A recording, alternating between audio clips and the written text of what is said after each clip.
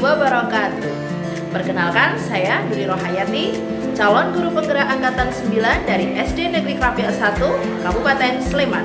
Pada kesempatan kali ini, saya akan memaparkan atau menyampaikan tentang hasil diskusi kami dengan dua kepala sekolah pada tugas demonstrasi kontekstual 3.1. Presentasi yang pertama yaitu hasil wawancara dengan ibu sekolah kami, yaitu Ibu Rini Sulistiowati SPD sebagai Kepala Sekolah SD Negeri Krapyak 1 Ngeplak. Assalamualaikum Bu Rini. Waalaikumsalam warahmatullahi wabarakatuh. Bu Rini, pun kabare? Alhamdulillah baik Bu Rini. Ada yang bisa saya bantu? Iya Ibu, ini berkaitan dengan tugas demonstrasi kontekstual tugas CGP saya di 3.1. Saya di sini berniat untuk mewawancarai Ibu berkaitan dengan pengambilan keputusan. Apakah Ibu ada waktu? Oke, siap. Insya Allah. Ya, terima kasih Ibu. Langsung saja nggih. Untuk pertanyaan yang pertama ini Bu, selama ini bagaimana Anda dapat mengidentifikasi kasus-kasus yang merupakan dilema etika atau bujukan moral Ibu? Selama ini yang saya lakukan, saya pribadi lakukan, seandainya ada kasus, maka kami selalu bermusyawarah dengan Bapak Ibu Guru untuk menganalisis kasus itu, kemudian mengidentifikasi mana yang benar, mana yang salah, dan nanti bisa untuk kami membuat analisis menjadi apa tadi, dilema etika dan bujukan moral, seperti itu. Jadi intinya kami selalu bermusyawarah dengan Bapak Ibu Guru, karena yang berhubungan dengan murid kan Bapak Ibu Guru. Ya. Terima kasih Bu. Untuk selanjutnya, selama ini bagaimana Anda menjalankan pengambilan keputusan di sekolah Anda, terutama untuk kasus-kasus di mana ada dua kepentingan nih yang sama-sama benar atau sama-sama mengandung nilai kebaikan? Begini Bu Nuri, selama ini dalam pengambilan keputusan dalam kasus dua kepentingan yang sama-sama benar, ini kami melakukan analisis berdasarkan pada rasa peduli, rasa kasih sayang, karena anak-anak kita ini masih anak-anak dasar, jadi kami seperti itu. Dan kemudian nanti kami juga akan memikirkan dampak pendek dan juga dampak panjangnya. Oh iya. Selanjutnya Ibu, untuk langkah-langkah atau prosedur seperti apa yang biasa Ibu lakukan selama ini? Untuk langkah-langkah prosedurnya, yang pertama kami sampaikan tadi yaitu analisis dulu. Kemudian analisis, kami melihat siapa saja dalam permasalahan itu yang terlibat. Nah, kemudian kita kumpulkan, kemudian kita pilah-pilah nilai apa saja yang bertentangan.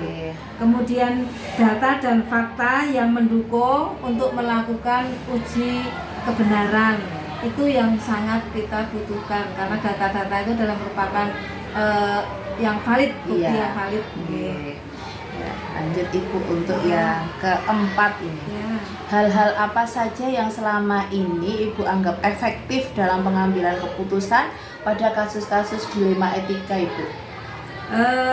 Untuk itu kami mengenali bahwa nilai-nilai yang saling bertentangan dalam situasi ini, kami menentukan siapa saja tadi yang terlibat dalam kasus. Kemudian kita mengumpulkan fakta-fakta yang sesuai, yang relevan dengan kasus atau situasi ini. Kemudian kami juga melakukan pengujian benar dan salahnya. Kemudian pengujian yang terakhir adalah pengujian paradigma benar dan salahnya itu. Bu. Selanjutnya ini Bu, hal-hal apa saja yang selama ini merupakan tantangan ketika menghadapi kasus-kasus yang dilema etika seperti itu? Tantangannya apa? Tantangannya ini adalah kami ini mempertimbangkan segala dampak yang ada, karena untuk anak-anak kita berpikir dengan matang dan jangan menurut emosi. Jadi anak-anak itu kita perlakukan dengan baik, kemudian kita juga tidak terpengaruh dengan orang, tetap kita nanti uji analisis itu tadi, dan kita menentukan. Pokoknya yang paling utama, yang paling penting adalah menentukan nilai-nilai kebenarannya untuk masukan dari berbagai pihak. Iya. Lanjut Ibu untuk pertanyaan selanjutnya ini, apakah Ibu itu memiliki sebuah tata kala atau jadwal yang tertentu dalam sebuah penyelesaian kasus dilema etika? Apakah Ibu langsung menyelesaikan di tempat saat itu juga, atau memiliki sebuah jadwal untuk menyelesaikan? Nah, bentuk atau prosedurnya seperti apa Ibu selama ini?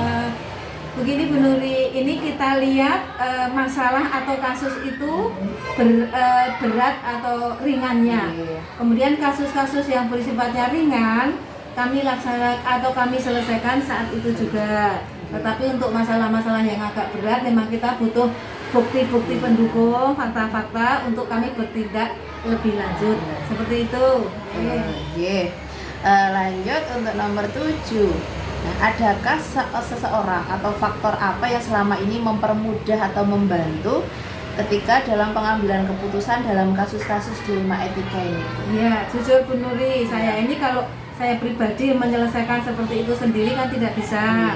Maka dari itu saya selalu minta tolong, minta masukan Bapak Ibu guru yang ikut berperan aktif untuk memberikan wawasan dan pengetahuan baru kaitannya dengan pengambilan keputusan. Sehingga harapannya kami kepala sekolah nanti dalam mengambil keputusan itu akan lebih bijaksana atau tidak salah.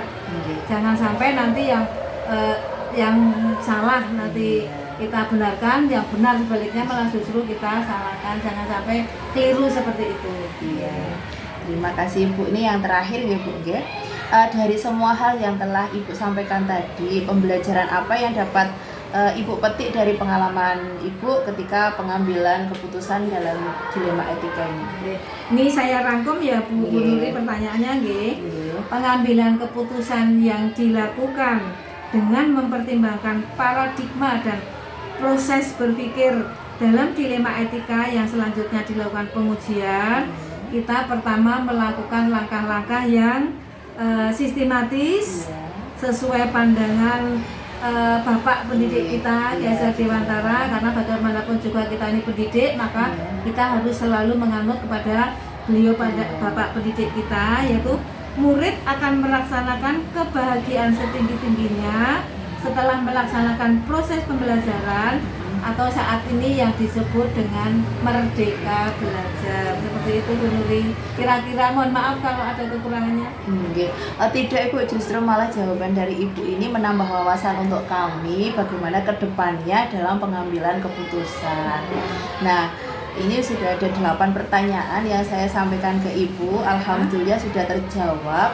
Dan ini akan menambah wawasan kami, jelas Ibu, bagaimana kami menentukan apa yang nantinya akan kami lakukan baik untuk murid kami maupun untuk lingkungan sekitar. Mudah-mudahan Pak, intinya dalam melakukan keputusan kita jangan sampai salah mengambil keputusan. Tampaknya tidak baik. Itu yang bisa saya jawab. Matur nuwun Ibu atas waktunya. Mohon maaf mengganggu. Saya pamit dulu ya Bu. Assalamualaikum. Waalaikumsalam warahmatullahi wabarakatuh. Pemaparan yang kedua adalah hasil wawancara saya dengan Kepala Sekolah dari SD Muhammadiyah Kindol 4 dari Kecamatan Tempel, Kabupaten Sleman. Selamat menyaksikan. Assalamualaikum Bu Isna. Waalaikumsalam warahmatullahi wabarakatuh. Selamat pagi.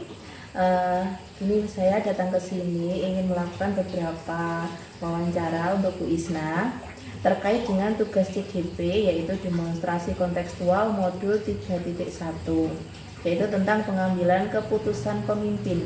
Apakah Ibu bisa meluangkan waktunya kira-kira 20 menit untuk wawancara terkait hal tersebut?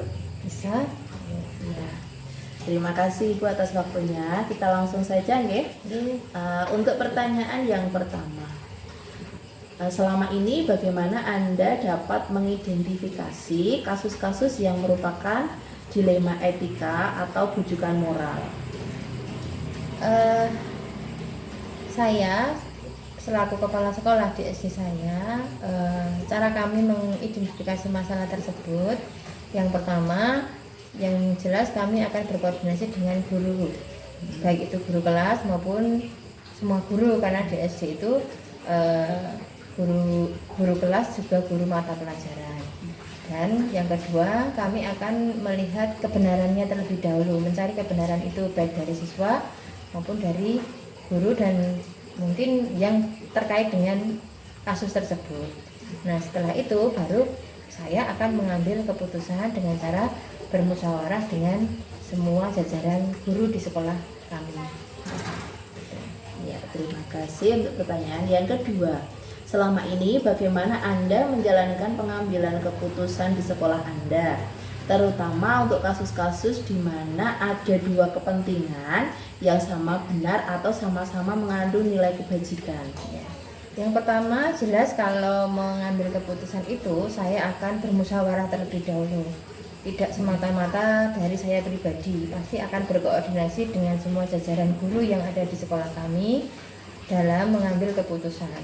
Dan keputusan yang nanti akan kami ambil itu akan kami lihat apakah keputusan tersebut itu bermanfaat untuk semuanya, kemudian atau tidak. Kalau iya, berarti nanti akan menjadi skala prioritas kami untuk mengambil keputusan tersebut. Pertanyaan ketiga, Bu, untuk langkah-langkah atau prosedur seperti apa yang biasa Anda lakukan selama ini? Yang jelas seperti tadi yang saya utarakan di atas, yang pertama pasti kami akan melakukan koordinasi terlebih dahulu dengan jajaran guru, baik nanti guru kelas maupun guru mata pelajaran yang ada di sekolah kami. Kemudian mencari kebenaran kasus tersebut, baik itu dari siswa, dari guru, mungkin dari warga masyarakat atau mungkin orang tua di rumah dan sebagainya. Kemudian baru setelah itu akan kami ambil keputusan. Keputusan itu juga saya ambil secara musyawarah, tidak semata-mata dari pribadi saya sendiri. Baik Ibu, untuk lanjut pertanyaan yang keempat, hal-hal apa saja yang selama ini Anda anggap efektif dalam pengambilan keputusan pada kasus-kasus dilema etika? Yang jelas kalau efektif untuk pengambilan keputusan tersebut yaitu rapat rapat dengan guru-guru, kemudian berkoordinasi, bermusyawarah, mencari jalan yang terbaik untuk mengatasi kasus tersebut. Terima kasih untuk pertanyaan yang keempat sudah terjawab dengan baik. Sekarang yang kelima, hal-hal apa saja yang selama ini merupakan tantangan dalam pengambilan keputusan pada kasus-kasus dilema etika? Nah, ini yang agak sulit ini, karena mungkin tidak hanya di sekolah kami kasus seperti ini. Nah, nanti biasanya yang menjadi dilema kami adalah ketika kasus tersebut melibatkan anak atau siswa di mana orang tua tersebut adalah orang yang mempunyai pengaruh di sekolah. Misal karena kami berada di dusun misalnya dari tokoh masyarakat, tokoh agama, atau mungkin malah jadi dari anak dari komite sekolah misalnya. Nah, ini yang kemudian menjadi tantangan kami. Yang jelas menjadi berpengaruh lah dengan keputusan yang nanti kita ambil. Biasanya seperti itu. Iya, tantangan yang luar biasa ya Bu ya. Iya. Untuk lanjut ini Bu, pertanyaan yang keenam. Apakah Anda memiliki sebuah tata kala atau jadwal tertentu dalam sebuah penyelesaian kasus dilema etika? Apakah Anda langsung menyelesaikannya di tempat atau memiliki sebuah jadwal untuk menyelesaikannya, bentuk atau prosedur yang seperti apa yang sudah Anda jalankan? Kalau selama ini yang saya lakukan adalah melihat kasusnya. Kalau kasus itu harus segera ditangani, ya berarti nanti setelah kasus itu terjadi kemudian kita musyawarahkan dan diidentifikasi dan sebagainya, segera kita ambil sebuah keputusan. Namun jika kasus itu masih bisa kita lakukan tidak keburu-keburu, koordinasi itu akan lebih mudah dilakukan dengan mungkin nanti lebih berkoordinasi dengan stakeholder sekolah. Jadi tidak keburu-buru. Tapi kalau kasusnya harus segera ya berarti saat itu juga harus segera dilaksanakan. Ya, oke. Pertanyaan yang ketujuh nih Bu, adakah seseorang atau faktor-faktor apa yang selama ini mempermudah atau membantu Anda dalam pengambilan keputusan dalam kasus-kasus dilema etika? Yang jelas faktor yang pertama dan utama adalah guru, karena guru merupakan teman kepala sekolah di sekolah, baik itu dari segi pengambilan keputusan, dari segi bekerja dan mendidik anak-anak, itu jelas guru yang pertama. Kemudian yang kedua adalah komite sekolah. Yang ketiga wali murid, jelas kalau ada koordinasi dengan wali murid itu kan mempermudah kita mengambil keputusan. Baik Ibu, untuk yang pertanyaan terakhir, dari semua hal yang telah disampaikan, pembelajaran apa yang Anda petik dari pengalaman Anda dalam mengambil keputusan dilema etika ini? Yang jelas komunikasi. Komunikasi itu paling penting, baik itu dengan guru, dengan orang tua, komite ataupun tokoh masyarakat yang bisa terlibat dan bisa menyelesaikan atau memberikan solusi terhadap kasus-kasus yang ada di sekolah saya. Pertanyaannya sudah selesai Bu, dan Anda sudah menjawab dengan baik. Mungkin ini akan menjadi pengalaman baru atau pengetahuan baru untuk kami. Terima kasih Ibu atas waktunya yang sudah diluangkan untuk kami. Saya mohon izin dan saya terima kasih sekali, mohon maaf telah mengganggu waktunya. Sama-sama, terima kasih juga dari kami dari SD Muhammadiyah Gindol 4 karena jenengan sudah rawuh ke sini untuk melakukan wawancara ini. Semoga bermanfaat dan semoga tugas Anda segera bisa terselesaikan dengan baik. Amin. Terima kasih Bu. Sama-sama. Assalamualaikum. Waalaikumsalam warahmatullahi wabarakatuh. Berdasarkan hasil wawancara saya bersama Ibu Kepala Sekolah SD Negeri Krapyak 1 yaitu Ibu Rini Sulistiawati dan bersama Ibu Kepala Sekolah SD Muhammadiyah Gindol 4 yaitu Ibu Isna Rahmawati, diambil kesimpulan bahwa dalam pengambilan keputusan itu kita dihadapkan pada atau kita mempertimbangkan 4 paradigma, 3 prinsip, dan 9 langkah dalam pengambilan keputusan. Dan kita juga tidak boleh untuk meninggalkan masukan-masukan dari teman sejawat, dengan masyarakat sekitar, dan dari beberapa pihak yang mendukung dalam pengambilan keputusan tersebut, supaya kita lebih bijaksana dalam mengambil keputusan, baik itu pada kasus dilema etika maupun bujukan moral. Terima kasih atas perhatiannya. Sekian presentasi dari saya. Assalamualaikum warahmatullahi wabarakatuh.